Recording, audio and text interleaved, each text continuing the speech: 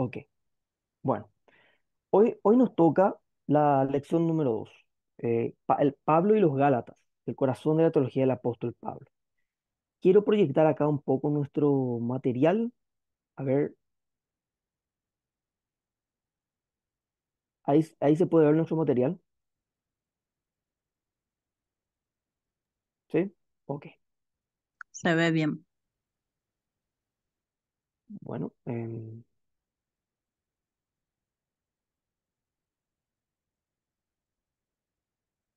ok. Este es el índice de nuestro material. Acá tenemos el contenido de la lección número 2. Vamos a concentrarnos hoy en lo que es la carta a los Gálatas. Tenemos la introducción, tenemos el trasfondo, tenemos el contenido, tenemos las perspectivas teológicas y una conclusión al final. Bueno, es importante que podamos iniciar y seguir el orden que nuestro material tiene. Bueno, entonces, em, primeramente vamos a ver un poquito el trasfondo de la epístola, el contexto histórico y social en el que Pablo escribió la carta a los Gálatas. En segundo lugar, contenido de la epístola, el mensaje principal de la carta y cómo Pablo confronta la regresión de los cristianos gálatas, porque hubo una regresión allí.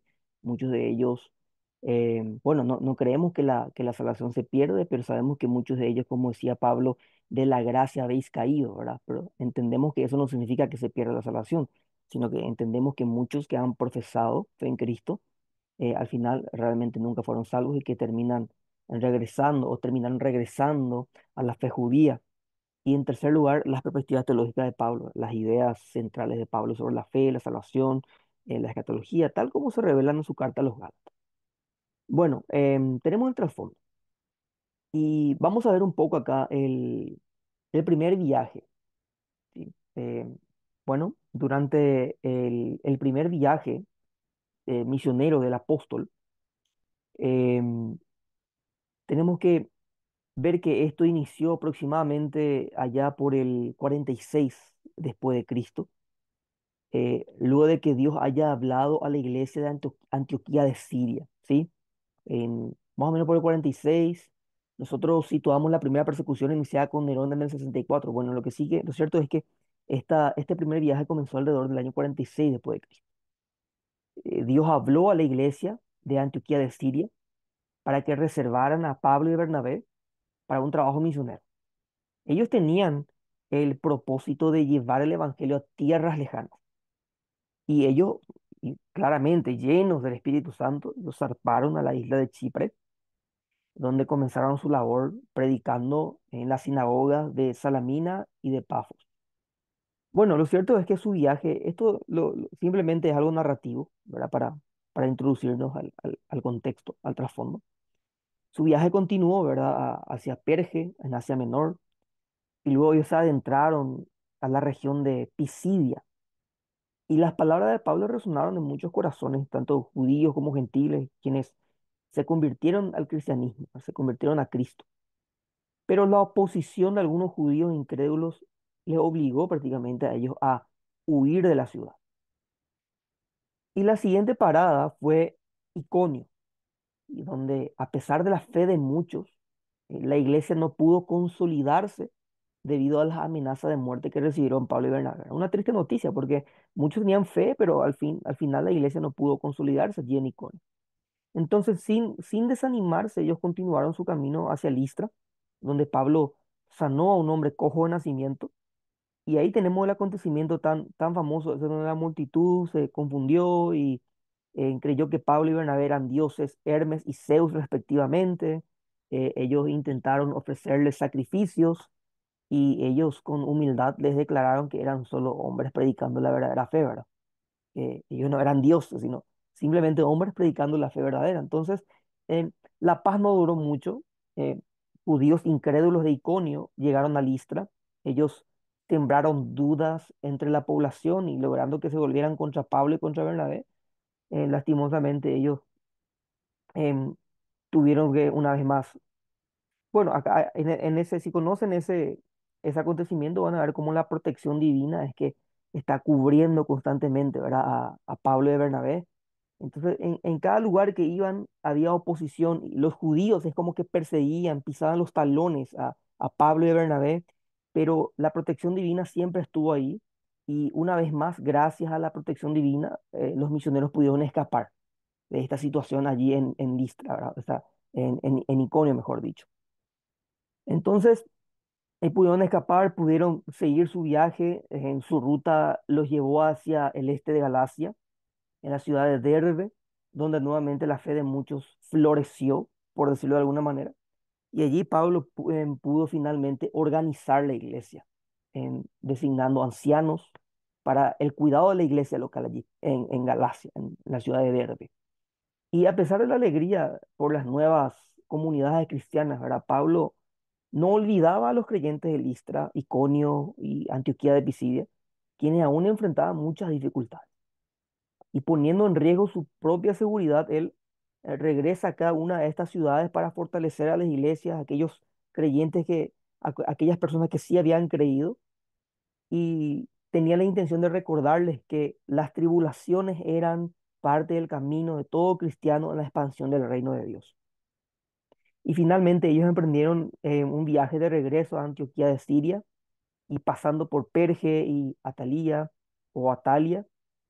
Y durante este trayecto, Pablo sembró la semilla del Evangelio en cada lugar que visitaba. Bueno, tenemos acá la incursión de los problemas, ¿verdad? Tenemos el trasfondo del primer viaje y los problemas. Y tenemos dos aspectos de los problemas que se dieron: la entrada de los gentiles y los falsos maestros. ¿Por qué la entrada de los gentiles? Porque en el primer viaje misionero de Pablo, ese viaje estuvo marcado por un gran éxito, ya que muchos gentiles aceptaron a Cristo, ¿verdad? Pero este acontecimiento trajo consigo un cambio inesperado en el enfoque de Pablo. Voy a usar la palabra enfoque, espero que se entienda. Al principio, Pablo, siendo judío, él se concentró en predicar a su propio pueblo, ¿se acuerdan? Él se concentró en predicar a su propio pueblo, pero la negativa de muchos judíos a aceptar el evangelio lo llevó a reenfocar su misión hacia los gentiles. En Hechos, capítulo 13, 46 al 47, Pablo declara lo siguiente: a vosotros la verdad era necesario que se os hablase primero la palabra de Dios, mas puesto que la desecháis, no os juzgáis dignos de la vida eterna. He aquí, nos volvemos a los gentiles, porque así nos ha mandado el Señor, diciendo: te he puesto para luz de los gentiles, a fin de que seas para salvación hasta lo último de la tierra. Bueno, acá podemos decir que hubo un cambio de enfoque que resultó ser fructífero, ciertamente. En Hechos 14, versículo 1 y versículo 27, Lucas, porque es el autor de Hechos, ¿verdad? Lucas describe el éxito de Pablo en Iconio, donde tanto judíos como gentiles se convirtieron en el cristianismo. Y Pablo mismo resume su viaje afirmando que Dios había abierto la puerta de la fe a los gentiles. Eso lo dice Pablo en Hechos 14, 27. ¿Verdad? Ahora, si bien la llegada de los gentiles a las iglesias de Galacia debería haber sido motivo de alegría, generó serios problemas. La integración de estos nuevos creyentes provocó el surgimiento de falsos maestros que predicaban doctrinas erróneas, lo que obligó a Pablo a intervenir y defender la pureza del evangelio. Y el relato de Pablo y los gentiles nos recuerda que Dios tiene planes inesperados, que a veces es necesario cambiar de rumbo para cumplir su propósito, ¿verdad? O sea que al fin y al cabo Dios es el que mueve las piezas siempre, Dios es el que va dirigiendo todo, porque Él es soberano, indefectiblemente, inclusive dentro de lo que es su providencia.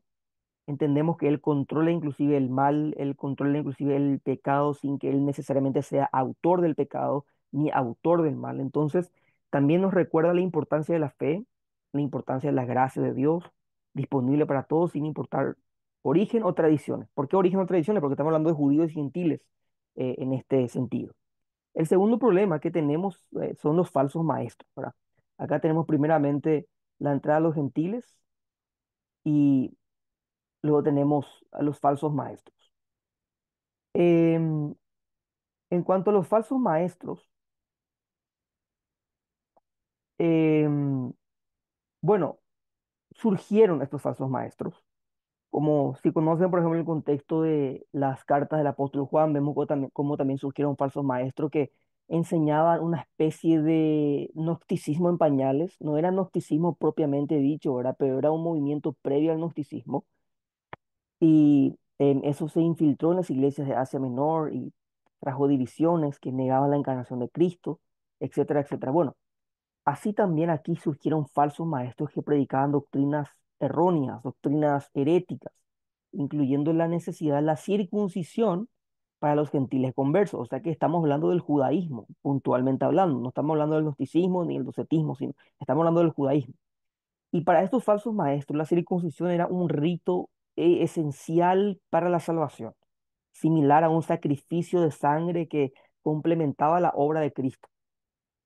Y esta visión tiene un serio problema, notan, ¿verdad? Notan cuál es el problema que tiene esta visión. Niega la suficiencia de la muerte y resurrección de Jesús como único camino a la salvación. O sea, está negando esa suficiencia. Porque si pretendemos añadir algo de nuestras obras a la cruz, estamos prácticamente eh, tergiversando el Evangelio, atacando el Evangelio, porque la obra de Cristo se ha consumado y sus propias palabras lo dicen, tetelestai, consumado es. Entonces no hay nada que podamos añadirle a esa obra perfecta, porque de lo contrario su obra no sería perfecta, sería insuficiente. Y además, la circuncisión representaba una confianza en la carne, por decirlo de alguna manera, para que se pueda entender. ¿Por qué? Porque era un esfuerzo humano y uno estaba confiando en lo que podía hacer para alcanzar la salvación, en lugar de depender del Espíritu Santo. Pablo había enfatizado el poder del Espíritu en la conversión de los Gálatas y volver a la circuncisión significaba regresar a una religiosidad basada en las propias obras, la cual era contrario al mensaje central del Evangelio. Ahora, las consecuencias de las falsas enseñanzas. La idea de los falsos maestros generaban división en las iglesias, creando una especie de jerarquía entre cristianos gentiles y judíos. Y esto iba en contra del ideal de unidad en Cristo y obstaculizaba el crecimiento de las comunidades. Porque sabemos que ese elitismo no puede existir cuando entendemos que Cristo es nuestra cabeza. Y eso obstaculizaba el crecimiento de las comunidades eclesiásticas de ese contexto, ciertamente. Y tenemos luego la respuesta del apóstol Pablo, ¿verdad? Que Pablo, profundamente preocupado por sus hijos espirituales, em, escribió la epístola a los Gálatas para refutar las falsas enseñanzas y defender la pureza del Evangelio. Él tenía la intención de defender la pureza del Evangelio. En su carta él enfatiza los siguientes puntos. El primer punto que enfatiza es la suficiencia de la obra de Cristo, que la muerte y resurrección de Jesús son el único camino a la salvación y no se requiere ningún rito adicional como la circuncisión, por ejemplo. También enfatiza la salvación por fe, de que la salvación se obtiene por la fe en Cristo, no por obras, no por esfuerzos humanos. Y también enfatiza la unidad en Cristo, que en Cristo las distinciones entre judíos y gentiles han sido eliminadas, que todos los creyentes son iguales ante Dios y forman parte de un solo cuerpo. Esos son puntos centrales cuando vemos un poco el trasfondo de los Gálatas y vemos acá la cuestión de los problemas que Pablo tuvo que afrontar ciertamente. Entonces la epístola de los Gálatas es un llamado a defender la verdad del Evangelio y rechazar las doctrinas que lo distorsionan. Nos recuerda que la salvación es un regalo de Dios por pura gracia. La salvación inicia por gracia, se desarrolla por gracia, culmina por gracia. Entonces es una salvación recibida a través de la fe. Muchos dicen somos salvos por fe, pero realmente hablamos de la fe salvadora, pero somos salvos por gracia mediante la fe. Esa es la terminología correcta que el apóstol Pablo usa en su carta a los Efesios, ¿verdad? Por la fe en Jesucristo, no por méritos, no por obras, no por ritos religiosos. Entonces, ahora que hemos visto algunos aspectos importantes de manera breve del trasfondo de la epístola de Pablo a los Gálatas, veamos un poquito la estructura, el contenido de su carta. Acá tenemos la salutación en primer lugar, ¿sí? La salutación y la nota final. Bueno, en la primera sección tenemos justamente esto, ¿verdad?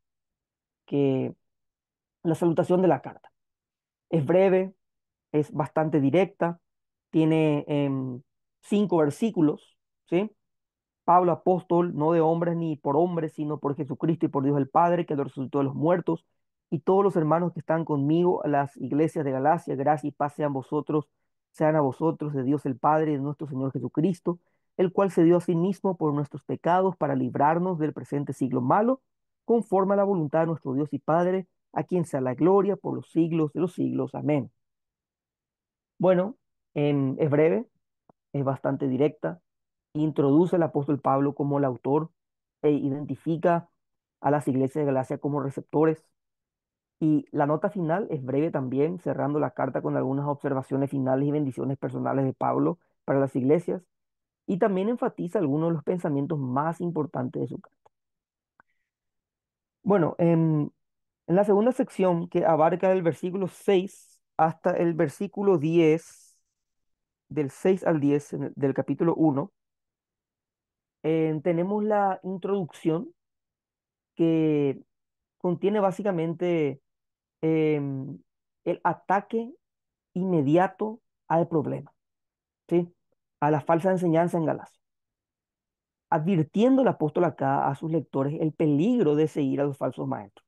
Si leemos puntualmente el versículo 8 dice, mas si aún nosotros o un ángel del cielo os anunciare otro evangelio diferente del que os hemos anunciado, sea anatema, anatema, sea maldito, condenado al infierno, básicamente, sea anatema. Y claramente seguir a estos falsos maestros era rechazar el evangelio verdadero de Cristo, era rechazar la salvación misma. ¿Esto qué nos enseña? Que el problema de los Gálatas o en Galacia no eran problemas insignificantes. Era un problema que tenía que ver con la salvación misma, con el estado eterno de estas personas. Entonces no era cualquier problema, no era un problemita, era un problemón realmente, un tremendo problema que el apóstol Pablo tenía que tratar. Luego tenemos los registros históricos. Acá como punto 3 tenemos los registros históricos. Y acá entramos en la tercera sección, que básicamente sería desde el versículo 11, capítulo 1, versículo 11, hasta el capítulo 2, versículo 21. Ya es una sección bastante extensa, por decirlo de alguna manera. ¿Por qué? Porque eh, acá Pablo está dando un registro histórico en donde él está probando su autoridad. ¿Sí? Puede que no sea muy extenso para algunos, pero podemos decir que acá Pablo sí ya le dedica más letras, más palabras a- al contenido para probar su autoridad. Y tenemos tres eventos históricos diferentes que vienen a primer plano en estos capítulos. Capítulo uno, parte del capítulo uno y parte del capítulo 2. El llamado y entrenamiento de Pablo, versículos 11 al 17 del capítulo uno. Tenemos la reunión de Pablo con los líderes de la iglesia en Jerusalén, capítulo 2, versículos 1 al 10. Y tenemos el conflicto de Pablo con Pedro en Antioquía de Siria, ya en el capítulo 2 versículos 11 al 21. Tenemos estos tres registros históricos. Bueno, el llamado y entrenamiento. ¿Cuáles son los antecedentes, Juan? Pablo era un judío celoso de las tradiciones de sus ancestros. Sabemos bien eso, habíamos visto en la clase pasada, ¿se acuerdan? Y él perseguía a los cristianos primitivos antes de su conversión. Vemos eso en Hechos capítulo 9. Bueno, él tuvo su encuentro con el Señor y su vida cambió radicalmente tras su encuentro con Jesús en el camino a Damasco en Hechos 9. ¿Sí? Él se dedicó a predicar el evangelio a judíos y a gentiles por igual. Y luego tenemos su aprendizaje directo de Jesús. De Pablo pasó 3 años en Arabia recibiendo enseñanzas directamente de Jesús. Eso lo vemos en Gálatas capítulo 1, 15 al 18. Y profundizó en su comprensión del evangelio y recibió la dirección divina sobre la inclusión de los gentiles. Y esto tiene implicaciones. Por ejemplo, la autoridad de Pablo para no exigir la circuncisión, ¿sí? Porque no podía levantarse alguien de la nada y exigir la no circuncisión y evitar la práctica, ¿no? Él tenía la autoridad de Cristo de fondo, él era un apóstol de Cristo, entonces Pablo tenía la autoridad como para no exigir la circuncisión a los gentiles em, que habían abrazado la fe cristiana. ¿Sí? ¿Por qué? Porque su autoridad provenía de Cristo, su autoridad proviene de Cristo. Y su negativa a exigirla no era un acto de rebelión, sino obediencia a las enseñanzas de Jesús. Y no estar de acuerdo con Pablo básicamente es estar en desacuerdo con Cristo. podemos concluir, cerrar esta partecita del llamado y entrenamiento, de que la experiencia de Pablo en Arabia fue fundamental para su apostolado, categóricamente, y que su historia nos recuerda que la verdadera autoridad proviene de una relación profunda con Dios y de la obediencia a su voluntad revelada. ¿Sí? Entonces, él no era un autodenominado apóstol, él fue un apóstol entrenado por Cristo, enseñado por Cristo, llamado por Cristo. Entonces, él tiene una autoridad apostólica, él tenía una autoridad apostólica clara. Luego tenemos la reunión con los líderes. ¿Qué significa esto? Que Gálatas 2:1 al 10 reporta la reunión de Pablo con los líderes de la iglesia en Jerusalén.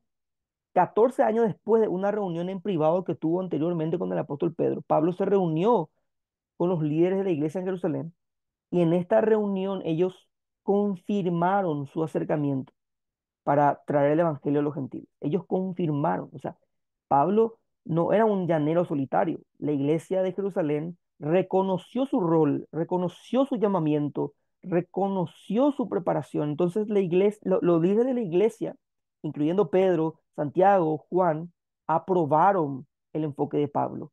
Reconocieron que Dios le había encomendado la misión de evangelizar a los gentiles. Esto lo vemos allí en Gálatas 2:7 al 9. Dice, antes, por el contrario, como vieron que me había sido encomendado el evangelio de la incircuncisión, como a Pedro el de la circuncisión, pues el que actuó en Pedro para el apostolado de la circuncisión, actuó también en mí para con los gentiles. Y reconociendo la gracia que me había sido dada a Jacobo, Cefas y Juan, que eran considerados como columnas, nos dieron a mí y a Bernabé la diestra, en señal de compañerismo, para que nosotros fuésemos a los gentiles y ellos a la circuncisión. Bueno, esto tiene una importancia para los Gálatas, ya que el apóstol Pablo comparte esta historia para demostrar que su autoridad no era cuestionable. ¿Sí? Era muy importante que los Gálatas pudieran ver esto para que ellos entendiesen que no era cuestionable la autoridad del apóstol Pablo, sino era una autoridad reconocida, avalada. Entonces, su ministerio entre los gentiles tenía el respaldo de los líderes de la iglesia de Jerusalén. Estamos viendo acá una consistencia eclesiástica muy importante. No, no, ellos no se movían de manera independiente, había un respaldo, había una autoridad clara, un corpus eclesiástico coherente. Entonces, esto enfatiza que su postura sobre la circuncisión no era una opinión personal, sino una decisión alineada con la voluntad de Dios.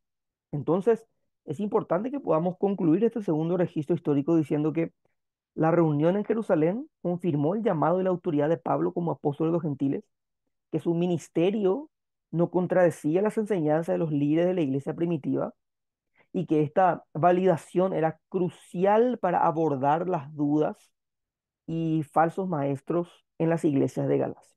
Era crucial. Y luego tenemos acá el conflicto con Pedro, ¿verdad? El famoso conflicto con Pedro. Este es el tercer registro histórico que se encuentra en el capítulo 2, versículos 11 al 21, en donde se describe este conflicto que ocurrió en Antioquía de Siria. El contexto, bueno, el contexto es que Pedro en una ocasión anterior había compartido libremente con creyentes gentiles sin circuncidar. Sin embargo, en una visita posterior, temiendo la reacción de algunos judíos estrictos, él se distanció de ellos y esa acción, aunque no reflejaba la creencia de Pedro, implicaba la idea de inferioridad de los gentiles. Esa es la idea que estaba de fondo allí. Y luego tenemos la confrontación, ¿verdad? En donde Pablo, al notar la situación, confrontó a Pedro, recordándole el evangelio de salvación por fe y no por obras. Y las palabras de Pablo en Gálatas 2:15 al 16 enfatizan este punto. Y ahí dice, nosotros, judíos de nacimiento y no pecadores de entre los gentiles, sabiendo que el hombre no es justificado por las obras de la ley, sino por la fe de Jesucristo, nosotros también hemos creído en Jesucristo para ser justificados por la fe de Cristo, no por las obras de la ley, por cuanto por las obras de la ley nadie será justificado. Entonces, esto en definitiva tiene un significado para los Gálatas. En primer lugar, Pablo narra este incidente para demostrar su autoridad incluso para corregir a Pedro, incluso para corregir a Pedro. Y en segundo lugar, si su autoridad era suficiente para Pedro también lo era para enfrentar a los falsos maestros en Galacia. Así que era muy importante que esto quede registrado para que los Gálatas entendieran que Pablo tenía la autoridad suficiente para enfrentar a estos falsos maestros y para poder disipar la problemática con su autoridad apostólica. Bueno, estos son básicamente los registros históricos. Luego tenemos las pruebas teológicas. Bueno, hacemos esta transición. Luego de dar los registros históricos, el apóstol Pablo se dirigió hacia la cuarta sección de su epístola, ya en el capítulo 3 versículo 1 hasta el capítulo 4 versículo 31. Una sección muy importante en donde presenta argumentos teológicos para la doctrina de la justificación por la fe. Realmente es una sección muy importante. Y esta sección, que abarca el capítulo 3 y el capítulo 4, se divide en cuatro partes. La experiencia anteriores, o sea, la experiencia anterior de los Gálatas, que los Gálatas tuvieron, los registros del Antiguo Testamento de la fe salvadora de Abraham, la experiencia común de los creyentes Gálatas y la historia de las esposas e hijos y los hijos de Abraham. ¿A qué se refiere Pablo con las experiencias anteriores? Si nos fijamos un poquito ahí en el capítulo 3 versículos 1 al 5, vamos a notar que el apóstol Pablo utiliza una serie de preguntas retóricas para recordarle a los Gálatas su propia experiencia. ¿Con quién? Con el Espíritu Santo. Nada más y nada menos que con el Espíritu Santo. Y estas preguntas son, ¿recibisteis el Espíritu por las obras de la ley o por el oír con la fe? Gálatas 3:2. Habiendo comenzado por el Espíritu, ahora vais a acabar por la carne. Gálatas 3:3. Aquel pues que os suministra el Espíritu y hace maravillas entre vosotros, ¿lo hace por las obras de la ley o por el oír con fe? Gálatas 3:5. O sea, estas preguntas aluden al primer viaje misionero de Pablo, registrado en Hechos capítulos 13 y 14, porque durante ese tiempo los Gálatas experimentaron el poder del Espíritu Santo a través de milagros, sanidades y otros dones espirituales, y Pablo enfatiza que estas bendiciones no provenían de su obediencia a la ley mosaica, sino de su fe en Jesucristo. Y los Gálatas habían recibido el Espíritu Santo de manera gratuita solo por creer en el Evangelio. Entonces, básicamente esa es la primera sección que tenemos, que Pablo les hace recordar a los Gálatas la experiencia anterior que ellos habían tenido. Y luego tenemos la fe salvadora de Abraham, que después de tocar su experiencia cristiana anterior, Pablo se refiere al ejemplo de la fe salvadora de Abraham y él argumenta esto acá en el capítulo 3 versículo 6 al capítulo 4 versículo 11, donde Dios había bendecido a Abraham debido a la fe, no a la obediencia de Abraham a la ley de Dios, sino debido a la fe. Abraham no había ganado la bendición de la salvación por medio de esfuerzos humanos, de ninguna manera, sino que él había ganado la bendición de Dios. No sé si había ganar, creo que tampoco está correcto en este contexto, ¿verdad? Porque es un merecimiento. Él había recibido más bien la bendición de Dios únicamente por creer en su promesa, por creerle a Dios. Entonces, ahí está la cuestión. Y la fe de Abraham como base para la justificación, vemos allí en Gálatas 3 6 al 7 donde Abraham fue justificado por su fe ¿en qué? En la promesa de Dios de un hijo. ¿Sí? Eso lo vemos en Génesis 15:6. Y los que siguen a Abraham, como los gentiles creyentes, son considerados hijos de Abraham, categóricamente. Son hijos de Abraham. Eso es lo que está diciendo el apóstol Pablo. Luego tenemos la bendición de Abraham extendida a los gentiles, allí en Gálatas 3 8 al 9. Dice, y la escritura, previendo que Dios había de justificar por la fe a los gentiles, dio de antemano la buena nueva a Abraham, diciendo, en ti serán benditas todas las naciones, de modo que los de la fe son bendecidos con el creyente Abraham. Entonces Dios le prometió a Abraham que su bendición se extendería a todas las naciones. Esto lo vemos en Génesis 12:3. Y la bendición de Abraham, incluida la salvación, se recibe por fe, no por la circuncisión. Nosotros creemos como reformados los reformados creemos que la circuncisión no tiene una continuidad externa con el nuevo pacto, porque es un sacramento cruento, mientras que el bautismo es un sacramento incruento, o sea que no necesita de sangre. Pero creemos que la continuidad radica en la esencia o en la cosa señalada por estos ritos. ¿Ok? Entonces la circuncisión significaba em, la circuncisión del corazón, pero podemos decir que también significaba quitar el pecado de la carne. ¿Ok? Entonces, no es la obra de circuncidarse en sí, sino lo que significa ese sello. ¿Ok? La circuncisión también simboliza automaldición, acorde a lo que dice Gálatas 3:10 al 14. O sea, la circuncisión no era un medio para obtener la justicia, sino un recordatorio de la maldición del pecado. Así como la circuncisión hacía recordar la maldición del pecado, em, podemos decir de manera análoga que el bautismo en cierta manera nos hace recordar también la gravedad del pecado. Y es por eso que estamos siendo sepultados, muertos, somos partícipes de la circuncisión efectuada por Cristo en la cruz. ¿Ok? Entonces la circuncisión significaba que sea cortado de la tierra de los vivientes si no permanezco fiel al pacto. Bueno, la circuncisión es la señal del pacto. En el Nuevo Testamento, el bautismo es la señal del pacto. Cristo había venido precisamente porque nadie más podía estar a la altura de ese estándar. ¿Sí? Y como Pablo lo puso en Gálatas 3:13, Cristo nos redimió de la maldición de la ley, hecho por nosotros maldición. Y luego tenemos el propósito de la ley mosaica, que se encuentra en Gálatas 3:15 al 19, que la ley no fue dada para anular la promesa hecha a Abraham, sino para mostrar la necesidad de un Salvador. Y la ley sirvió como un tutor temporal hasta llegar a Cristo, o hasta la llegada de Cristo, categóricamente. Y Cristo como heredero de las promesas de Abraham se nos muestra en Gálatas 3:16 al 20. Así que la promesa de Dios a Abraham se cumplió en Cristo y que el Hijo singular mencionado en Génesis 22:18 es la referencia allí, ¿verdad? De que la promesa de Dios a Abraham se cumplió en Cristo. Y tenemos también los creyentes en Cristo que son herederos de las bendiciones de Abraham por la fe en él.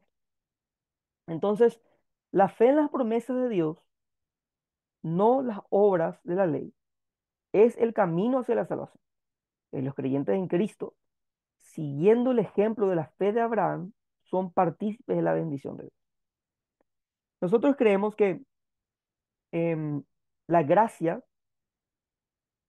fluía en todo el Antiguo Testamento. La gracia no inicia con la llegada de Cristo recién.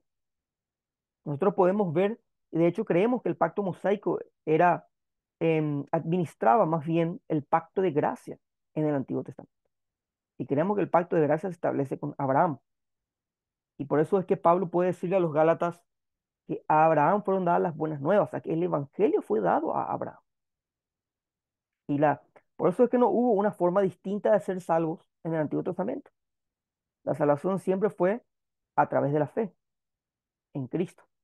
Y como solemos decir, en aquel entonces era la fe en aquel que habría de venir, hoy es la fe en aquel que ya vino, ¿verdad? Bueno, luego tenemos la experiencia común, que después de apelar a la experiencia inicial de salvación de los Gálatas y el registro bíblico de la fe de Abraham, Pablo se dirige a la experiencia común de los Gálatas, ya en el capítulo 4, versículo 12 al 20, y en los versículos 15 al 16 dice, ¿dónde pues está esa satisfacción que experimentabais? ¿Me he hecho pues vuestro enemigo por deciros la verdad?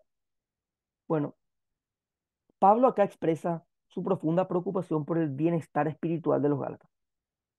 Él quería que reconocieran su desesperante condición espiritual. Ellos estaban mal.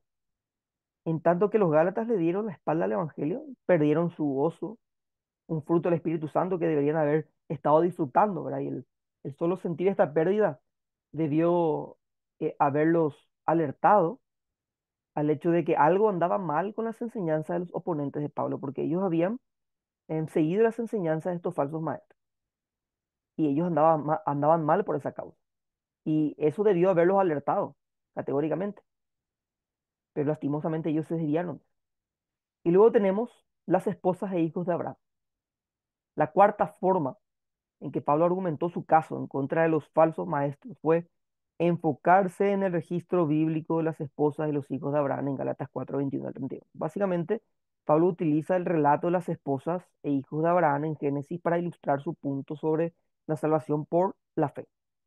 Tenemos Isaac e Ismael, dos hijos, dos caminos, por decirlo de alguna manera. Isaac, ¿qué podemos decir de Isaac? Hijo de Sara, la esposa libre de Abraham, nacido por la fe en la promesa de Dios, a pesar de la esterilidad de Sara, representa a los que son salvos por fe en Cristo. Ismael, hijo de Agar, la sierva de Sara, nacido por los esfuerzos humanos de Abraham, impaciente por tener un heredero, representa a los que buscan la salvación por las obras de la ley. Entonces, Pablo los trae a colación para demostrar su punto, ¿sí? La conclusión de Pablo es que los creyentes en Cristo como Isaac son hijos de la promesa, salvos por fe en las promesas de Dios, no por obras. Estos creyentes deben evitar el camino de Ismael, buscando la salvación por sus propios méritos a través de la ley. Esto representa también un paralelo con la experiencia de los Gálatas, porque los Gálatas habían comenzado su vida cristiana por fe, ¿sí? Ellos iniciaron por fe, pero ahora estaban siendo tentados a volver a un enfoque basado en las obras de la ley. Y Pablo les recuerda que, al igual que Ismael, este camino no conduce a la verdadera salvación. Y tiene un significado para los creyentes, que la salvación es un regalo de Dios recibido por fe en Jesucristo, que las obras de la ley no pueden salvarnos. Debemos confiar en las promesas de Dios y vivir por fe en Él. Y en conjunto, los cuatro argumentos de Pablo demuestran que la salvación es por fe en Cristo, no por las obras de la ley, refutan las enseñanzas de los falsos maestros en Galacia, ofrecen un mensaje de esperanza y libertad a los creyentes. Entonces es muy importante considerar todas estas dimensiones del escrito del apóstol Pablo. Y luego tenemos las exhortaciones prácticas. No sé si hasta acá hay alguna consulta, alguna acotación, si quieren agregar algo. Ahí Noemí, Hilda, Ángel, ¿todo bien? ¿Vamos bien? Doctor, por mi parte, vamos bien, ¿ok? Estoy siguiendo la línea sin problema. Ok, excelente. Sí, todo bien, pastor. Todo bien. Excelente, Noemí. Gracias, gracias. Bueno, tenemos las exhortaciones prácticas. Entonces, habiendo visto el contenido de los capítulos 1 al 4, podemos resumir las exhortaciones que se encuentran en el capítulo 5:1 hasta el capítulo 6, versículo 10. Lo primero que podemos encontrar allí es la libertad en Cristo, ¿sí? Estas son exhortaciones prácticas, ¿ok? Lo primero que encontramos es: estad pues firmes en la libertad con que Cristo nos hizo libres, y no estéis otra vez sujetos al yugo de la esclavitud. O sea, es algo sumamente práctico. Libertad en Cristo. Esto es lo que tenemos los creyentes, libertad en Cristo. Y Pablo insta a los Gálatas a permanecer en la libertad que Cristo les otorgó. Y la libertad en Cristo significa estar libre de las cargas del legalismo, de la esclavitud del pecado, por lo que someterse a la circuncisión y a las obras de la ley para obtener la salvación es volver a la esclavitud, como le dice Pablo en los versículos 2 y 3. He aquí, yo Pablo os digo que si os circuncidáis, de nada os aprovechará Cristo. Y otra vez testifico a todo hombre que se circuncida, que está obligado a guardar toda la ley. ¿Sí? Pero es importante que podamos entender que acá hay un equilibrio con la responsabilidad moral. Bueno, empecemos diciendo que la libertad cristiana no es una excusa para el libertinaje o el pecado.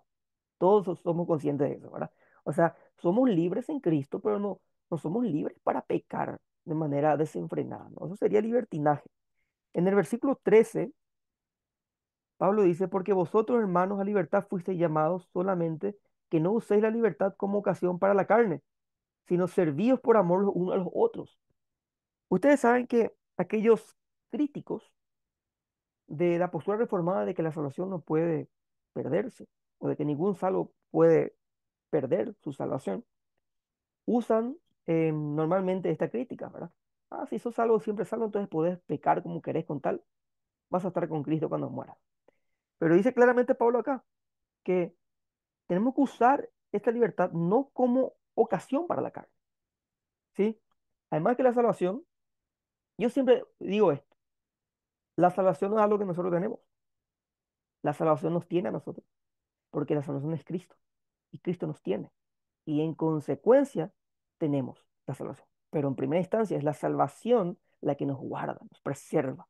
¿Por qué? Porque la salvación no es una cosa, la salvación es alguien, la salvación es Cristo dándose y entregándose. Entonces, tampoco es una mera decisión, una mera aceptación intelectual. La salvación es un cambio de lo más recóndito de nuestras almas. Entonces, un cambio de estado.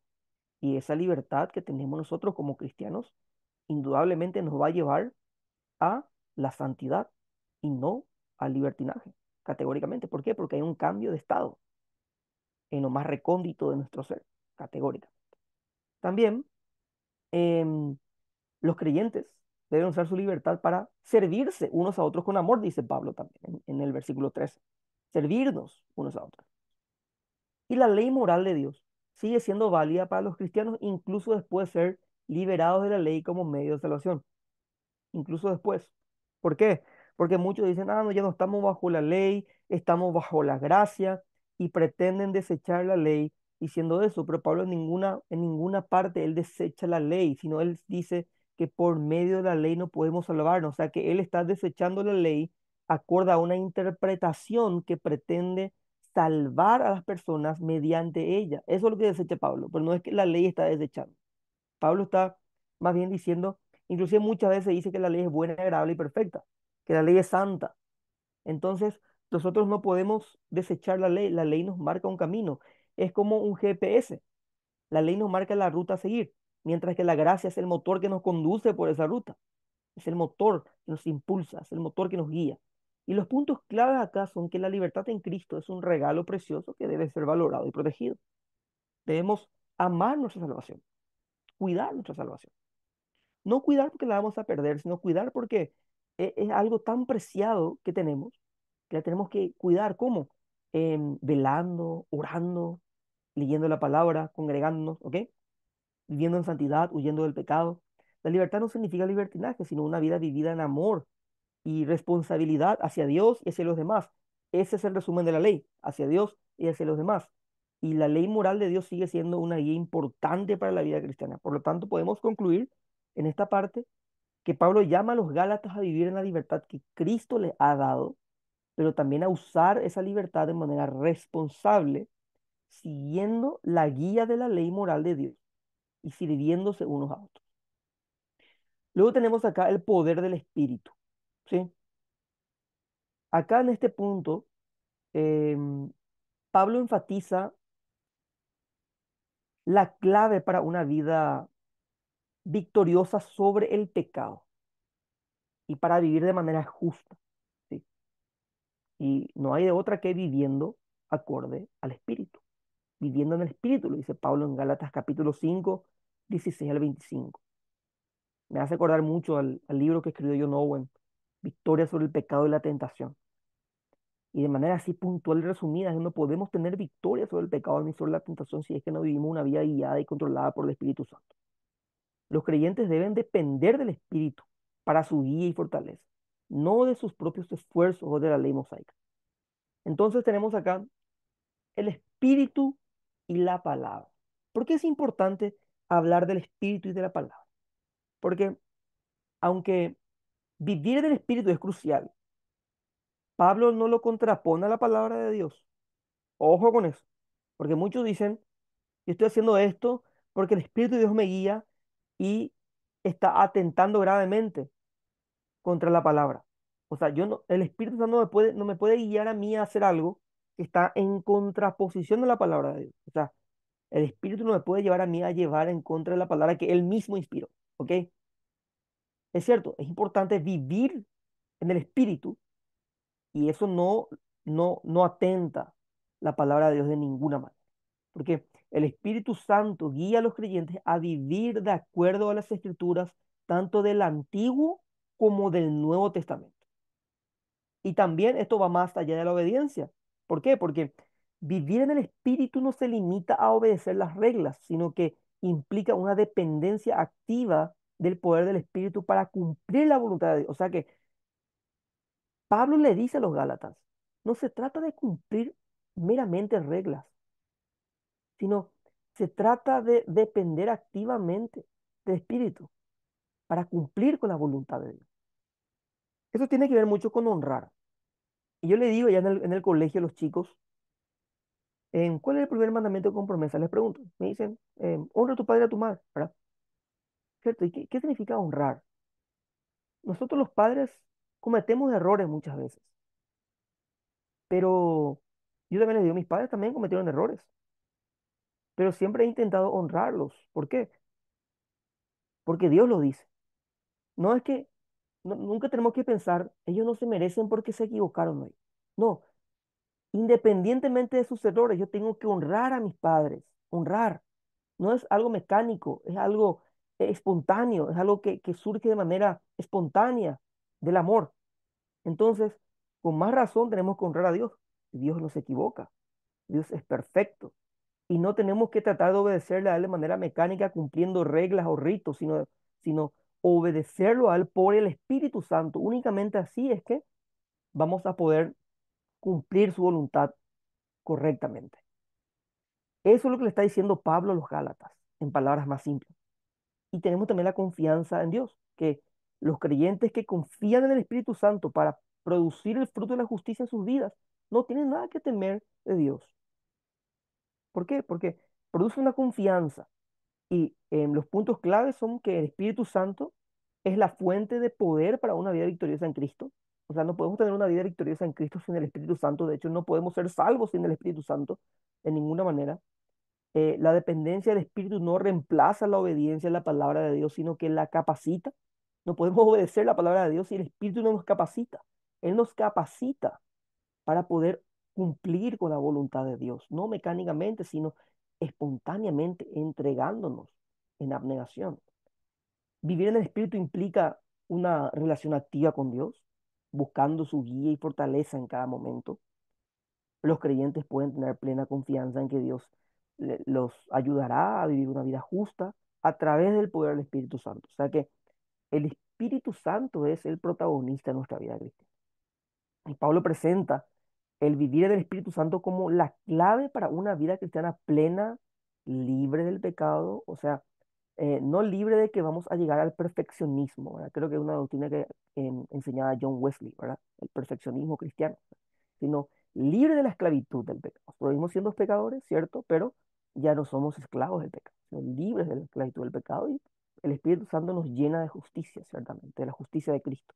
Entonces, esta vida no se logra por medio del esfuerzo propio o del legalismo, sino por una dependencia activa del Espíritu quien guía, fortalece y produce el fruto de la justicia en los creyentes. Bueno, luego tenemos acá el libertad en Cristo, el poder del Espíritu y el juicio de Dios como tercer punto dentro de estas exhortaciones prácticas. Pablo advierte acá en este punto a los Gálatas que Dios no puede ser burlado y que cada persona será recompensada por sus acciones. Conocen el famoso versículo ese de Gálatas 6:7, ¿verdad? No os engañéis, Dios no puede ser burlado, pues todo lo que el hombre sembrare, eso también segará, dice. Bueno, aquellos que siembran para la carne, a eso se refiere Pablo, aquellos que siembran para la carne pecado, van a cosechar corrupción, mientras que los que siembran para el espíritu cosechan vida eterna. Eso dice en el versículo 8, porque el que siembra para su carne, de la carne segará corrupción, mas el que siembra para el espíritu, del espíritu segará vida eterna, dice. Entonces, ¿qué es lo que hace Pablo? Pablo anima a los creyentes a no cansarse de hacer el bien, ya que a su debido tiempo cosecharán bendiciones si no desmayan, como dice en el versículo 9. Entonces, esto tiene un significado para los Gálatas. Esta advertencia sobre el juicio final em, debía motivar a los Gálatas a permanecer firmes en su fe y a vivir de acuerdo al Evangelio. Y ellos no debían dejarse llevar por las falsas enseñanzas que minimizan la importancia de la obediencia a Dios. Y como conclusión de esta partecita, podemos decir tres cosas. Que la epístola a los Gálatas presenta una fuerte defensa del Evangelio de la salvación por fe en Jesucristo, una fuerte defensa. Pablo refuta acá también al mismo tiempo las enseñanzas de los falsos maestros y anima a los creyentes a confiar en el poder del Espíritu Santo para vivir una vida justa. Y en tercer lugar, que la carta concluye con un llamado a la perseverancia en la fe y a la obediencia a Dios en vista al juicio final que se avecina. Y en general, podemos decir que la carta a los Gálatas es un mensaje de esperanza y libertad en Cristo, pero también contiene un llamado a la responsabilidad y a la santidad de la vida, categóricamente. Luego ya vamos entrando en nuestra lección de hoy a las perspectivas teológicas. Y acá tenemos 6 puntos. Cristo, Evangelio, ley, unión con Cristo, Espíritu Santo y nueva creación. Bueno, iniciando por Cristo. La apelación de Pablo a su doctrina de los últimos días. Pablo habla mucho de los últimos días, del siglo venidero. Bueno, la apelación de Pablo a su doctrina de los últimos días viene a ser evidente en su descripción de Cristo en la introducción al libro de Gálatas. Y volvamos al capítulo 1, versículo 3 al 5. Pablo dice allí, gracia y paz sean a vosotros, de Dios el Padre y de nuestro Señor Jesucristo, el cual se dio a sí mismo por nuestros pecados para librarnos del presente siglo malo, para librarnos del presente siglo malo. Bueno, el autor del texto, em, Pablo, ¿verdad? Destaca la importancia de la descripción de Cristo para comprender su apelación a la doctrina de los últimos días. Vemos acá que Pablo no solo desea bendiciones para los Gálatas, sino que enfatiza el propósito de la venida de Cristo. ¿Cuál fue el propósito de la venida de Cristo? Librarlos del presente siglo malo. Y eso era una terminología judía muy conocida, el presente siglo, ¿verdad? Entonces él dice claramente allí, la venida de Cristo tuvo un propósito, y el propósito es librarlos del presente siglo malo. Y el presente siglo malo se refiere a la era de pecado, a la era del juicio antes del Mesías, del juicio antes del Mesías. ¿Ok? Pues hablamos de un juicio final. Entonces, em, se refiere a esta era presente, donde hay sufrimiento, donde hay pecado, donde hay dolor.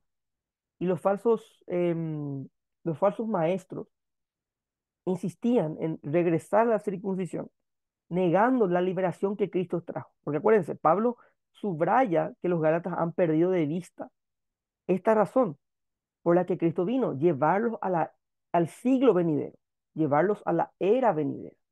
Pero los falsos maestros insistían en regresar, en una regresión, regresar a la circuncisión, negando la libertad que Cristo trajo. Entonces, negar la liberación de Cristo, en teoría o práctica, es negar la esencia de la fe cristiana. Eso es lo que Pablo quería dejar bien en claro. Cristo vino para que ustedes sean trasladados al siglo venidero y puedan disfrutar de sus beneficios de manera parcial, no absoluta todavía, aquí en esta tierra. Pero ustedes quieren regresar a las sombras. Ustedes quieren regresar, ustedes quieren soltar estas bendiciones. Entonces, la descripción de Cristo en Gálatas 1, 3 al 5 sirve como base para la apelación de Pablo a la doctrina en los últimos días. Enfatiza que Cristo vino a liberar a los creyentes de la era actual y sus prácticas, y negar esto es negar el corazón del cristianismo prácticamente. Luego entramos al Evangelio, ¿ok? Esto es una segunda forma en que Pablo revela su preocupación por la escatología minimizada de los Gálatas. al calificar el mensaje de los falsos maestros como un evangelio diferente. O sea, una escatología minimizada. ¿Por qué?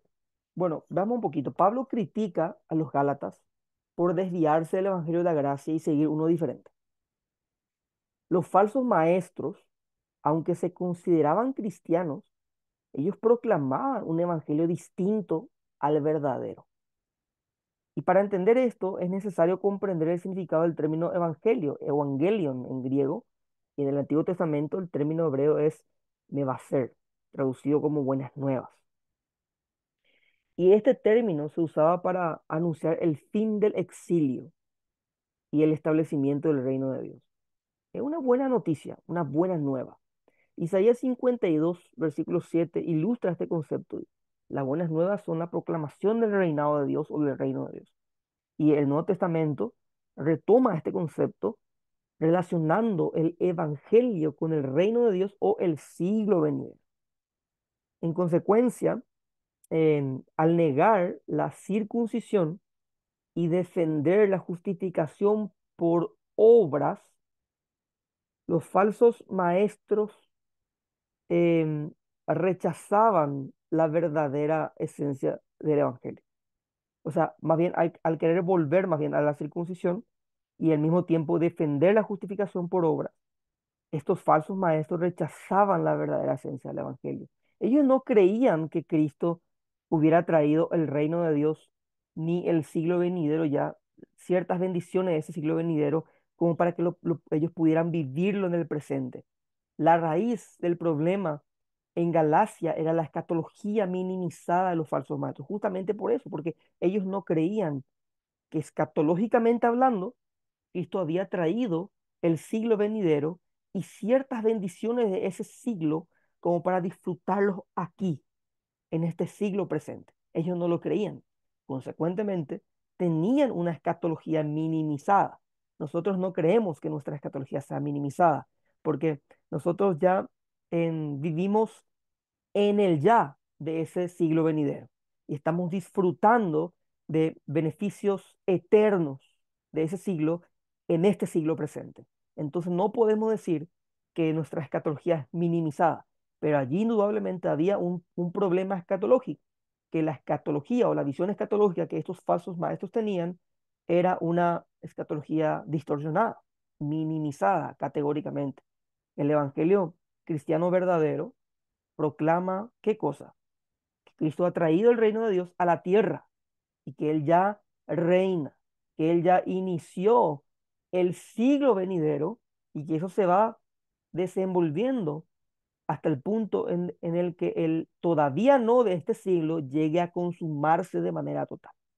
¿Ok? ¿Se entiende?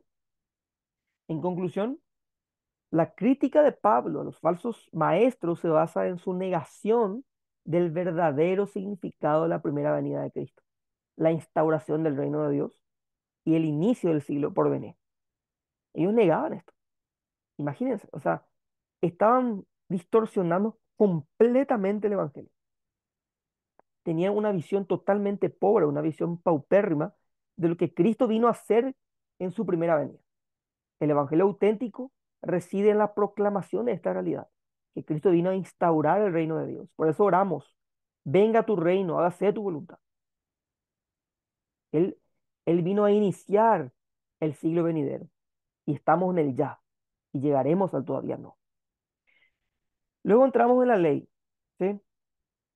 Una tercera manera en que la escatología de Pablo influyó en su carta a los Gálatas fue la valoración de la ley mosaica. Sí, no es que la despreció, sino que también presentaba una valoración. Pablo tocó este asunto de la ley varias veces en su carta, pero en el capítulo 3 trató claramente con su propósito en relación con este tiempo y el siglo venidero. Recibir las bendiciones de Dios por fe no era una nueva doctrina que Pablo había traído al evangelismo gentil. La fe siempre había sido la manera de salvación a través de toda la escritura. No podemos decir que em, hubo cristianos, o más bien hubieron personas que fueron salvas aparte de la fe en Cristo o de una manera diferente o por una vía paralela. Eso no existe en las Escrituras. No existe de ninguna manera eso en las Escrituras. La fe siempre había sido la manera de salvación a través de todas las Escrituras. Entonces, si las bendiciones de Dios para los judíos y los gentiles habían venido siempre por medio de la fe únicamente, entonces, ¿cuál era el propósito de la ley de Moisés? ¿Por qué había dado Dios la ley mosaica a Israel? Y Pablo contesta en el capítulo 3 verso 19. Entonces, ¿para qué sirve la ley?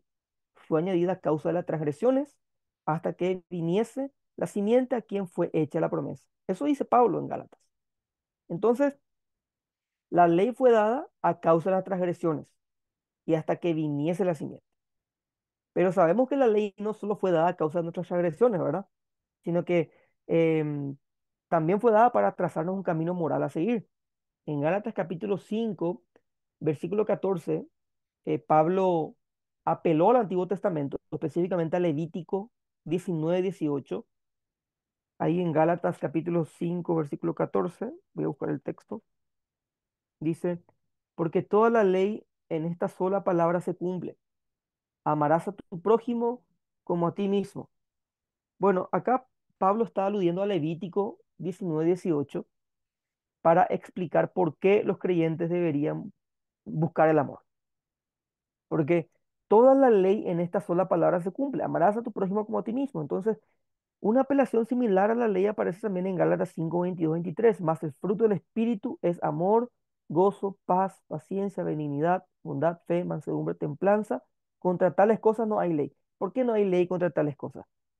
Porque mientras más se ejercite estos dones, o estos frutos más bien, frutos es la palabra correcta, mejor.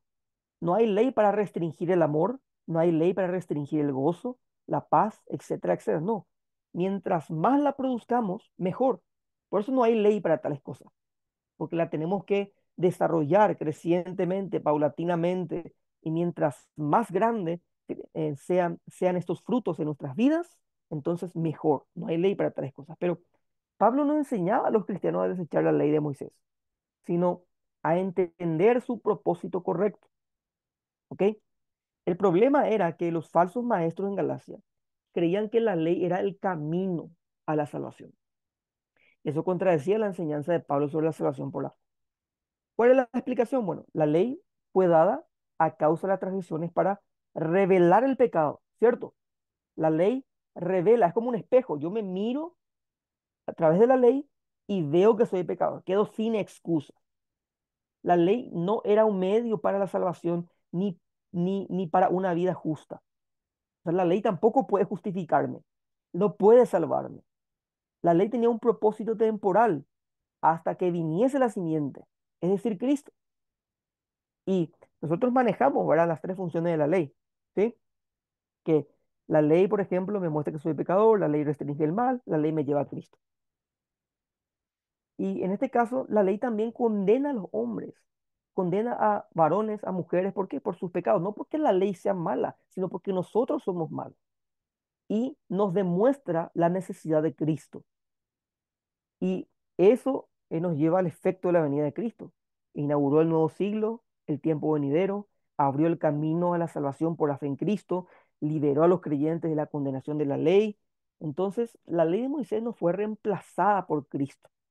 No, no creo que esa sea la terminología correcta, sino que su propósito fue cumplido, ¿sí? Cumplido y superado por la salvación que Cristo vino a ofrecer, que Cristo ofrece. Entonces, los verdaderos seguidores de Cristo están libres de la ley como medio de condenación, pero no estamos libres de la ley como un camino para vivir una vida piadosa, una vida vivida correctamente. No estamos libres de la ley como una guía moral, pero ya estamos libres de la ley como condenación. Si la ley ya no nos condena, ahora la ley nos traza el camino a seguir. Luego tenemos la unión con Cristo. Bueno. Acá los falsos maestros en Galacia enseñaban una salvación individual. Siempre estoy reiterando esto porque ese era el contexto. Ellos enseñaban una salvación individual, personal, basada por méritos y la ley mosaica, pero Pablo está enfatizando una y otra vez la unión con Cristo como la base para la salvación y la vida justa. Entonces, la fe en Cristo nos hace hijos de Dios, nos hace herederos junto a Abraham. En Cristo no hay distinciones de raza, género o estatus social, ¿sí? La unión con Cristo nos otorga su justicia, nos otorga su santidad. ¿Cómo? Librándonos de la condenación de la ley. La muerte y resurrección de Cristo cumplieron los requisitos de la ley y nos abrieron el camino a la salvación. Los falsos maestros negaban el papel central de Cristo como heredero de la promesa y como el Salvador, y la verdadera salvación solo se recibe a través de la unión con Cristo, pues. O sea, es tan importante la unión con Cristo acá en esta carta del apóstol Pablo a los Gálatas. Entonces, la escatología de Pablo, la perspectiva del fin de los tiempos, moldeó su teología de la unión con Cristo, que esta unión nos libera de la ley y nos ofrece la salvación y la vida eterna en Cristo. Acuérdense cuando hablamos de la escatología en lo que respecta a los escritos teológicos del apóstol Pablo, no nos referimos netamente a una comprensión futurista, ¿sí? Estamos abarcando la primera venida y también la segunda venida. Entonces es por eso que tenemos que comprender la escatología de Pablo de esa manera, no llevándolo todo hacia la segunda venida, sino comprendiendo el sentido y el propósito de la primera venida de Cristo y también el sentido de su segunda venida. Es así, así Pablo escribe, abarcando ambos acontecimientos, el primero que ya aconteció y el segundo que está por venir. Entonces la escatología de Pablo es muy importante, ciertamente, que moldea su teología. Y como habíamos dicho en la lección uno, que la perspectiva reformada tradicional para comprender a Pablo no choca con la perspectiva escatológica. De hecho, esta perspectiva escatológica lo llevó a ahondar aún más en la comprensión del apóstol Pablo. Luego tenemos el Espíritu Santo. Bueno, los Gálatas habían abandonado la obra del Espíritu Santo en favor del esfuerzo humano. Tenemos eso en Gálatas 3, 1 al 3. El Espíritu Santo sabemos bien nosotros que produce el fruto de justicia, mientras que la naturaleza pecaminosa produce obras de pecado.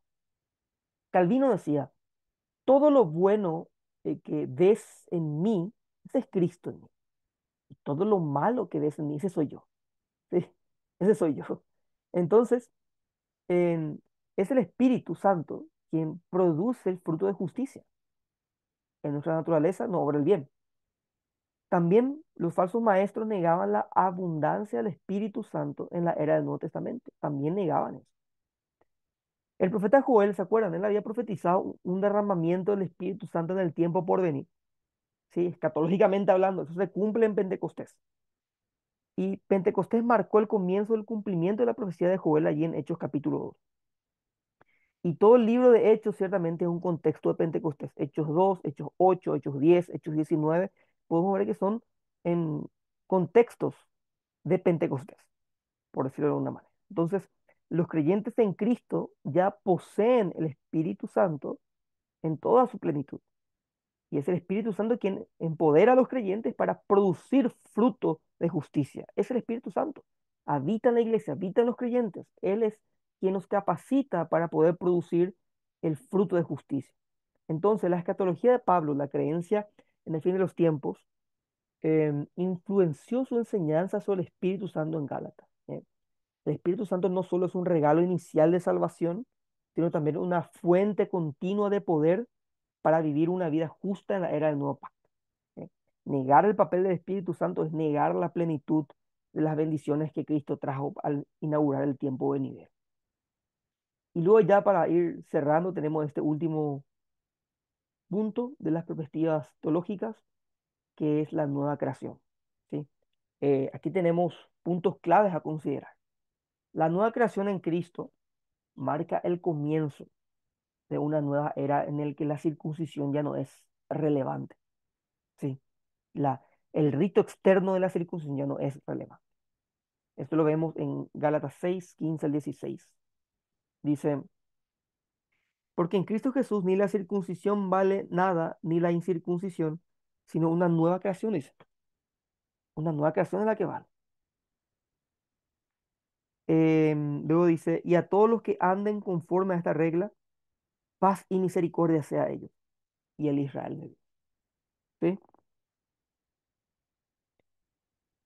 Bueno, entonces es muy importante esto, que la nueva creación en Cristo marca el comienzo de una nueva era en la que la circuncisión ni la incircuncisión aprovechan para algo, ¿verdad? O sea, ya la circuncisión ya no es relevante. La venida de Cristo inició la renovación del universo hacia una nueva creación inclusive. O sea, recreándonos a nosotros en primer lugar, ¿sí? Porque Cristo vino a renovarnos, Cristo vino a recrearnos, a darnos un nuevo nacimiento para que nosotros podamos ver su gloria, para que nosotros podamos ver su reino y podamos ser partícipes de esta labor de la ramificación de su reino aquí en la tierra. Entonces el reino de Dios, acuérdense, el reino de Dios no es sinónimo de la iglesia. Ojo con eso.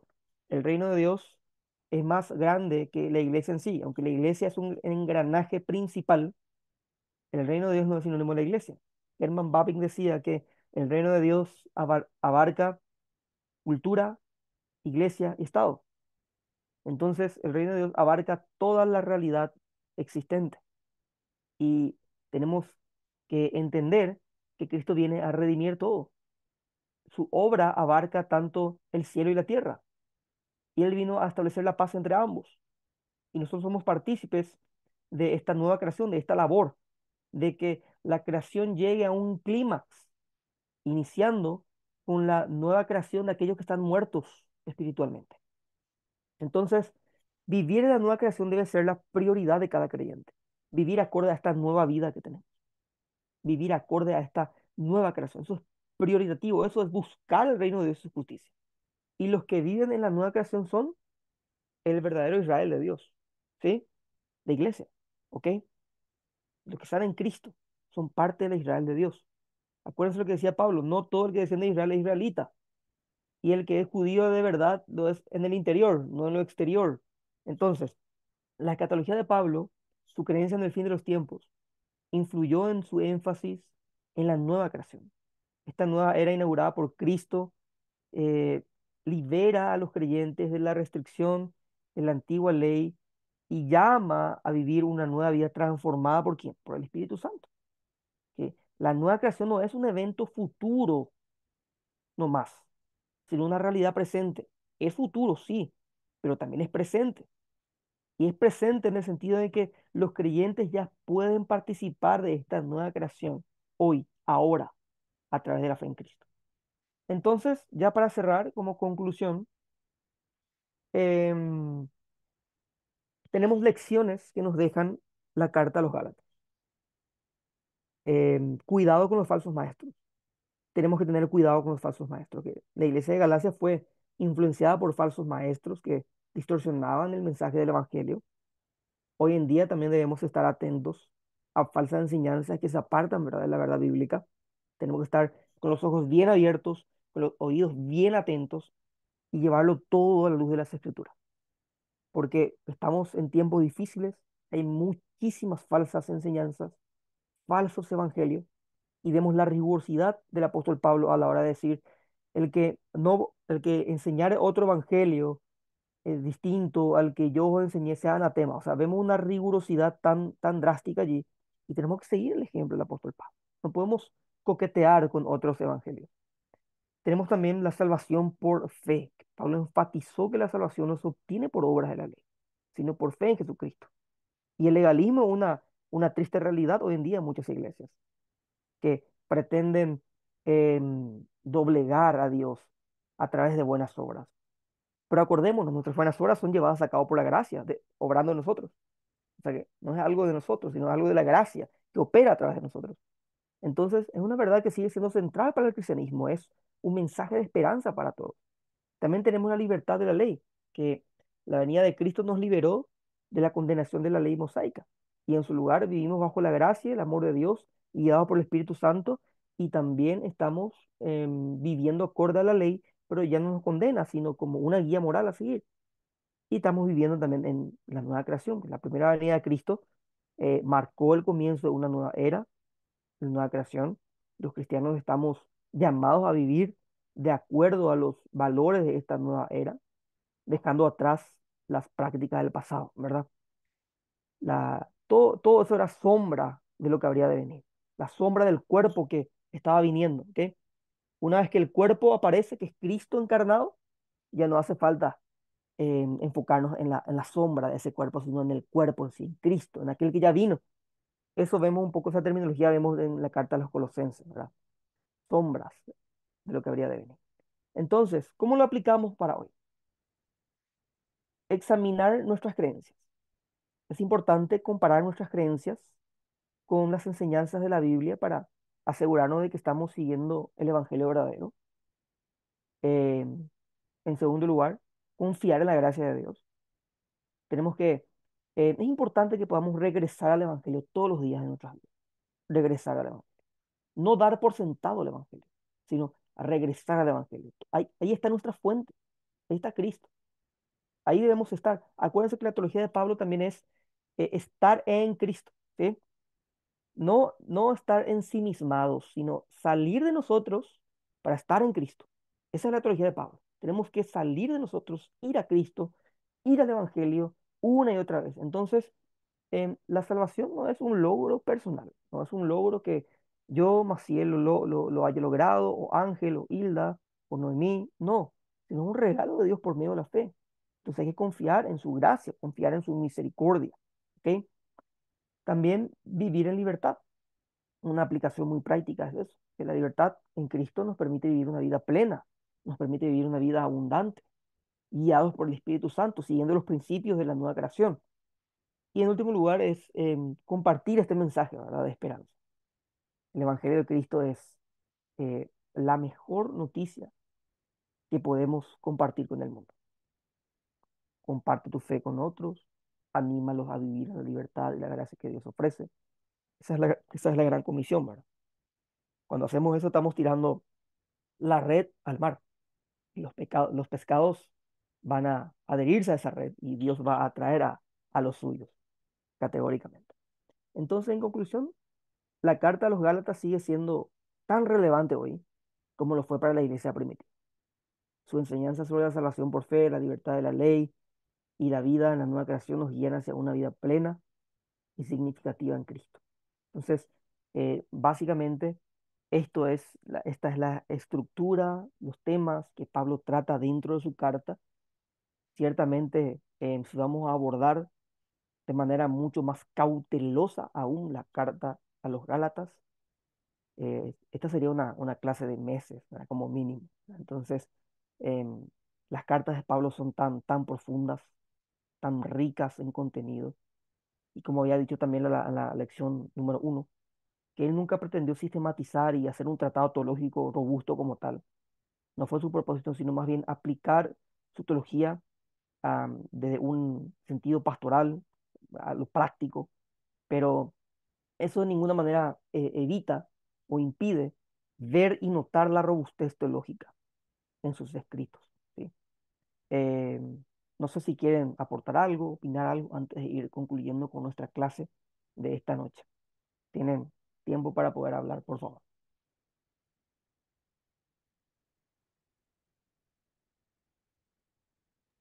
Pastor, pensando un poco, ah, Sí, Noemí, Noemí, tú primero, las damas. Buenas noches.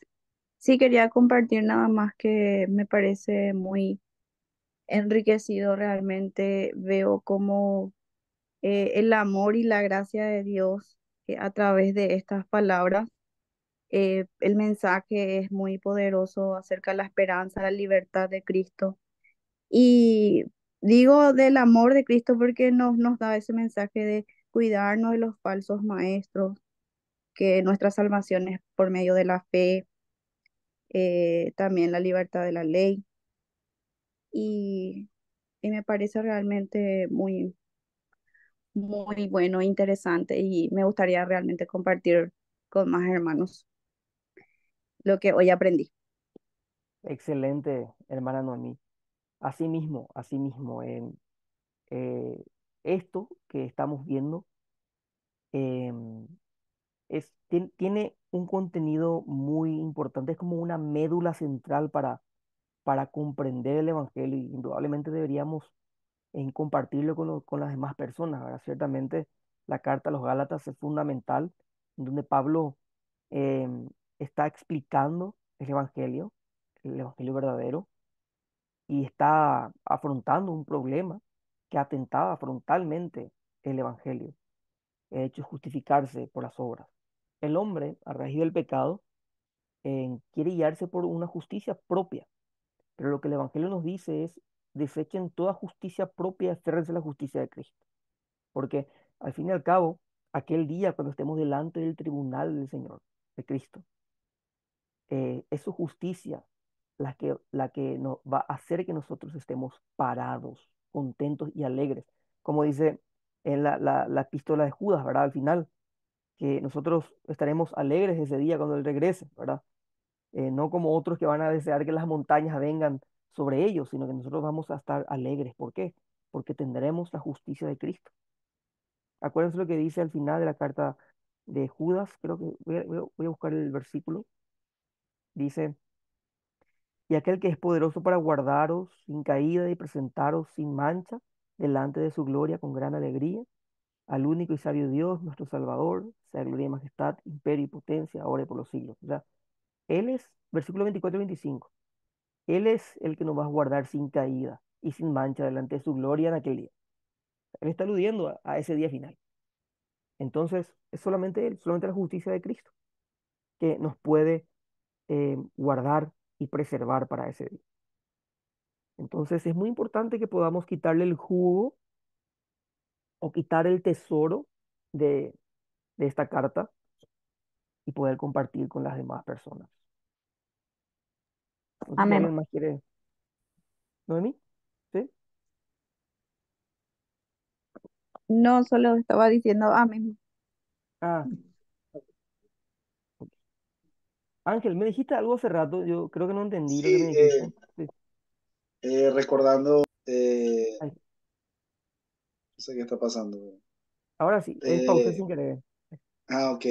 No, recordando un autor, Jerry Britt, que él dice que la importancia, él resalta la importancia de predicarnos el Evangelio a nosotros mismos todos los días. Ajá, Es un ejercicio piadoso que debemos hacer. Pablo, él le dice a los Gálatas que en el verso 6: estoy maravillado que tan pronto os hayáis alejado del que os llamó por la gracia de Cristo, ¿verdad? Entonces, es un ejercicio que nosotros debemos hacer de predicarnos el Evangelio, no tenerlo como algo: esto es el ABC, esto ya lo sé. Entonces, justamente es ese ABC, el Evangelio es el A hasta la Z, no es solamente el ABC, es el todo, es la médula, ¿verdad? totalmente. Y, sí, y los Gálatas se desviaron totalmente, se alejaron de la fe que había sido predicada por Pablo. E incluso él dice: ¿quién los fascinó, verdad? ¿Quién los embrujó? Más o menos esa es la idea, ¿verdad? A Sí, que ustedes crean todas estas barbaridades que están creyendo. Entonces, resaltar esa importancia de predicarnos el Evangelio todos los días, examinarnos a nosotros mismos, examinar nuestra fe, dónde está afianzada, dónde está arraigada nuestra fe, si verdaderamente está en Cristo Jesús, nuestro Salvador. Eh, Varias cosas que podemos rescatar de la carta a los Gálatas. sí. Ángel, muchísimas gracias por tu aporte, es cierto, eso de ir todos los días a la fuente es algo central para nuestra vida cristiana, categóricamente, para lo que somos, ¿verdad? No podemos dar por sentado algo tan importante como bien lo dijiste, es la médula de nuestra fe. No podemos decir que sea el ABC, sino que es de la A a la Z, ¿verdad? Es totalmente, es todo lo que somos, todo lo que hacemos, todo lo que creemos es del Evangelio. Y si es que descuidamos el Evangelio, estamos descuidando todo, absolutamente todo estamos descuidando. Entonces, es algo que debemos hacer como una práctica piadosa nuestra, ¿ok? Es eh, redirigirnos todos los días hacia el Evangelio de Cristo, predicarnos todos los días el Evangelio de Cristo, todo el tiempo. Es algo fundamental, es algo que debería ser innegociable para nosotros. No sé si alguien más quiere compartir algo, hermana Hilda. Es impresionante todo lo que estamos aprendiendo, entendiendo. Gracias por su enseñanza, por la paciencia que nos tiene. Y es un abanico de grandes sorpresa, panorama para mí, ¿verdad? Porque impresionante es todo lo que en este poco tiempo estamos aprendiendo, porque anteriormente yo ya estudiaba, pero no llegaba a comprender de esta manera lo que nos está enseñando. Y cada vez me entusiasma más, ¿verdad? Y le doy gracias por esta enseñanza que nos da, ¿verdad? Tan práctica y que es muy entendible para mí, ¿verdad? Amén, Es, hermana Hilda. sí, y a través de eso también podemos enseñar a otros en nuestra reunión con nuestras hermanas de la fe, ir practicando y tener esa comunión diaria en el nombre del Señor. Tratamos, ¿verdad? Pero nunca llegamos a aprender todo, siempre Nunca, procurando. nunca vamos a Sí, aprender todo. sí. A veces hay, por más que haya leído ya como 10 veces la Biblia totalmente igual, hasta hoy día me sorprende eh, muchas cosas, ¿verdad? Quizás por olvido o por descuido, ¿verdad? Pero siempre hay algo nuevo que uno aprende. Y siempre las cartas de Pablo siempre me gustó y cuando estudiamos también, pero es diferente las enseñanzas actuales, ¿verdad? Que yo tengo muchos libros sobre las cartas de Pablo, pero es diferente, ¿verdad? Es algo más sencillo y no es profundo, vamos a decir. Entiendo. Sí, creo que ir estudiando las cartas de Pablo como Gálatas, ¿verdad? En la cual nosotros nos hemos concentrado el día de hoy, iremos quitando tesoros tras tesoros porque sus cartas realmente son bastante, podríamos decir, por un lado, sencillas y por el otro lado son profundas, ciertamente. Sí, Y, y podemos ver realmente cómo Pablo afrontó las diversas problemáticas en las iglesias, incluyendo la iglesia en Galacia, y cómo al afrontar esa problemática eh, ha plasmado tesoros invaluables, ¿verdad? Para todas las iglesias de todas las edades, ¿verdad? Entonces ahí vemos también cómo Dios ha usado estos problemas para lidiar ese problema en aquel entonces en su contexto y al mismo tiempo para dejar una guía a seguir para los cristianos de generaciones posteriores, ¿verdad? Y ahí es que tenemos las escrituras como única regla de fe y práctica. Entonces, es algo muy importante, siempre debemos estudiar la Biblia en sí, profundizar en cada uno de los libros si es que podemos. En este espacio tratamos de quitarle el jugo, al menos algo del jugo, algo de este tesoro tan profundo, ¿verdad? Que encontramos acá en Gálatas. Y yo también agradezco el tiempo a ustedes, ¿verdad? Por escuchar la clase. Yo sé que de repente es muy, em, em, no es muy bidireccional, no hay mucha participación. Por eso que me gusta de repente este tiempo final que podamos compartir, que de repente ustedes me digan esto me gustó, esto entendí, esto no entendí, después si no entendieron algo, lo tratamos de explicar otra vez, pero me da gusto saber que se haya entendido, ¿verdad? Eso sí, me pone pastor. muy feliz, muy contento. Muchísimas gracias. Bueno, Bendiciones. amén. Entonces, cerramos con nuestra lección 2 con esta clase de hoy, con una oración y luego nos despedimos. Amén. Amén. Bueno, Padre nuestro, te damos muchas gracias porque hemos desarrollado la lección 2 esta noche. Hemos aprendido mucho sobre la carta a los Gálatas y queremos, Señor, llevarlo a la práctica. No permita, Señor, que demos por sentado el Evangelio y que lo olvidemos, sino que nos podamos predicar el Evangelio todos los días a nosotros mismos, redireccionarnos todos los días al Evangelio y que los tesoros de las enseñanzas del apóstol Pablo en esta carta podamos, Señor, llevarlo a la práctica, cuidar la verdadera doctrina, cuidarnos de falsos maestros, vivir correctamente la libertad en Cristo, que podamos tener la ley, el decálogo como una guía a seguir, no desprestigiarla y entender que la justicia que tenemos que seguir es la justicia tuya, la justicia de Cristo y no nuestra justicia.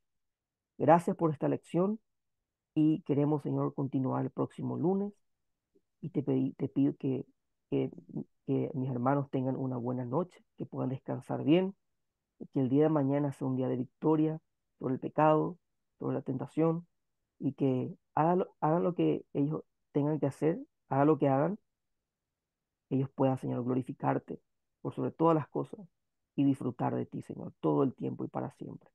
Gracias te damos en el nombre de Jesús. Amén.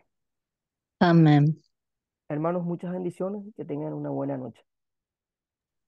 Amén, No pastor. se olviden de la tarea, voy a estar facilitando eso en el grupo también, ¿sí? Ángel, estuve leyendo tu tarea ahí, excelente, excelente. Un minutito. Hubo una que no entendí la pregunta y puse no entendí la pregunta. Sí, o sea, la sinceridad siempre vale, ¿verdad? Está muy bien, no te preocupes por eso.